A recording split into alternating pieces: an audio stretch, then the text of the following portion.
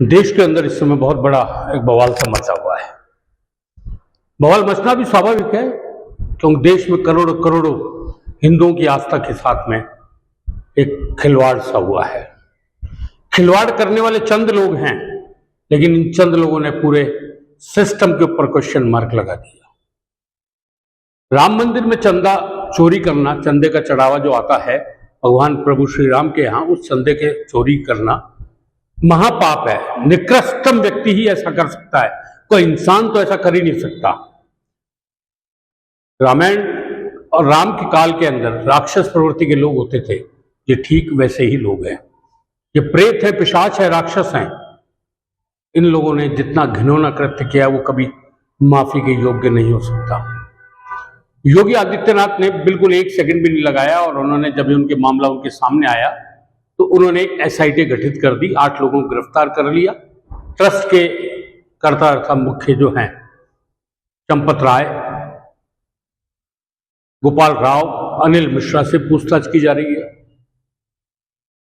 योगी आदित्यनाथ ने साफ तौर पर कहा है कि दोषी कोई भी हो, कितना ही पावरफुल हो, किसी भी स्तर का आदमी हो, निश्चित रूप से उसके खिलाफ कड़ी से कड़ी कार्रवाई की जाएगी और जितना भी चंदा चोरी हुआ है वो रिकवर किया जाएगा। बहुत अच्छी बात है। लोगों को, चंद लोगों के कारण सनातन पर सवाल खड़े करने का अधिकार नहीं है, लेकिन यह तो तय है कि इस चंदा चोरी के बहाने पूरे देश में जो नेता लोग थे, जो राम को काल्पनिक मानते थे, राम को मानते ही नहीं थे, राम मंदिर के जो शुभारंभ हुआ, प्राण प्रतिष्ठा का जो उत्सव चला, उसके अंदर निमंत्रण पत्र भेजे गए, उन निमंत्रण पत्रों को ठुकरा दिया गया। वो लोग भी अब राम राम राम राम करे जा रहे हैं। तो ये प्रभु श्री राम ने उनको भी राम भक्ति सिखाई है और ये तो मान के चलिए प्रभु श्री राम के बिना किसी की भी नैया पार नहीं हो सकती। हम बात करते हैं जिन्होंने मुलायम सिंह यादव के जो बिल्कुल उत्तराधिकारी अखिलेश यादव, मुलायम सिंह के कार्यकाल में कार से वो गोलियां चलाई गई, कार से को मारा गया। उन ही मुलायम सिंह के पुत्र अखिलेश यादव जो प्राण प्रतिष्ठा के बाद अभी तक कभी वहां नहीं गए राम मंदिर में दर्शन करने, वो अब कह रहे हैं करोड़ों हिंदुओं की आस्था के साथ खिलवाड़ हुआ है। अखिलेश यादव को बोलते समय यह समझ में नहीं आया कि उनके कार्यकाल के अंदर राम नवमी पर जुलूस नहीं निकलता था, कृष्ण जन्माष्टमी के जुलूस पर प्रतिबंध लगा दिए गए थे, दुर्गा पूजा के रात्रि जागरण के पर अनुमति नहीं दी जाती थी। आज अखिलेश यादव को, डिंपल यादव को, उनकी पत्नी जो सांसद भी है, उनको याद आ रहे हैं प्रभु श्री राम। वाह, गजब बात। आम आदमी पार्टी के नेता अरविंद केजरीवाल, उनको याद आ रहे हैं भगवान प्रभु श्री राम। अरविंद केजरीवाल कभी भी वहां दर्शन करने नहीं गए, लेकिन भी राम मंदिर का जो चढ़ावा चोरी आया मामला, उस समय दौड़ के वहां गए और उन्होंने कहा था कि जवाहरलाल नेहरू ने स्टील अथॉरिटी ऑफ इंडिया की जगह यदि मंदिर बना दिया होता तो देश क्या तरक्की कर पाता। वही जो राम मंदिर की जगह अस्पताल, धर्मशाला और इनकी बातें किया करते थे, वही केजरीवाल अपना रंग बदलते हुए अब पहुंच गए राम मंदिर में भगवान प्रभु राम के दर्शन करने। उत्तर प्रदेश कांग्रेस के प्रदेश अध्यक्ष अजय रॉय, जो उत्तर प्रदेश में रहते हुए कभी राम मंदिर में दर्शन करने नहीं गए, वो भी वहां दर्शन करने पहुंच गए।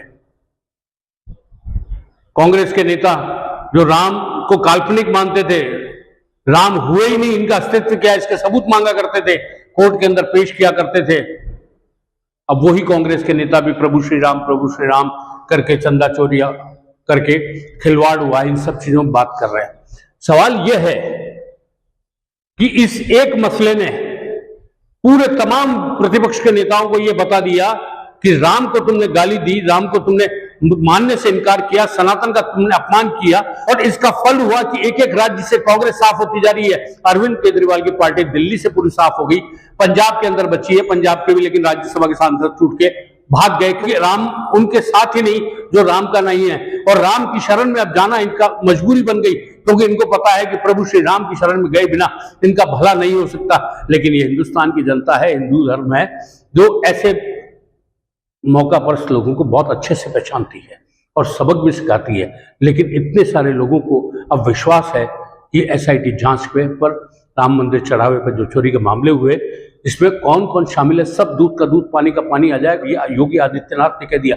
ये योगी आदित्यनाथ वही है जिसे धन लोभ नहीं है, पद लोभ नहीं है, वो सिर्फ राष्ट्र और धर्म की बात लेकर आगे चलता है और सनातन धर्म की रक्षा के लिए जितने प्रयास होते हैं वो करने की कोशिश करता है। हमें विश्वास करना चाहिए।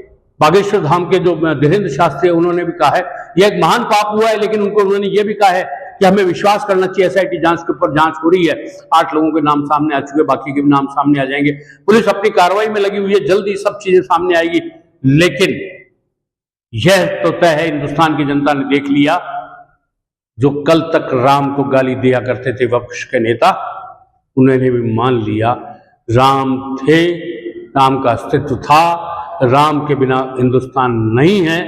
ये एक बहुत अच्छा संकेत है। आने वाले दिनों में हम आपको बताते हैं कि किन किन नेताओं को, किन किन भ्रष्ट चोरों को बेनकाब करती है, क्योंकि यह तो तय है कि राम वो है जो महसूस किया जाता है। राम में एक अंतरात्मा है, हर व्यक्ति के जीवन के अंदर मर्यादा पुरुषोत्तम का चरित्र है। वो उसको राक्षसी प्रवृत्ति से देखता है या राम की प्रवृत्ति से देखता है, क्योंकि राम हर किसी में है। इन नेताओं ने राम को गालियां दी, राम को अस्तित्व मानने से इनकार कर दिया, राम ने इनका सूपड़ा साफ करने में कसर नहीं छोड़ी। और जिस तरीके से पश्चिम बंगाल के अंदर राम को मानने से ममता बनर्जी ने इनकार किया था, सत्ता साफ हो गई। इन नेताओं को समझ में आ गया उत्तर प्रदेश, पंजाब में अगले साल चुनाव होने वाले हैं, उसमें यदि अब भी राम को याद नहीं किया तो राम वहां से इनका बिल्कुल नामो शान बिठाने के लिए तैयार बैठा है। आप बने रहिए हमारे साथ, हम आपको यूं ही अपडेट देते रहेंगे। तब तक के लिए दीजिए मुझे इजाजत। नमस्कार।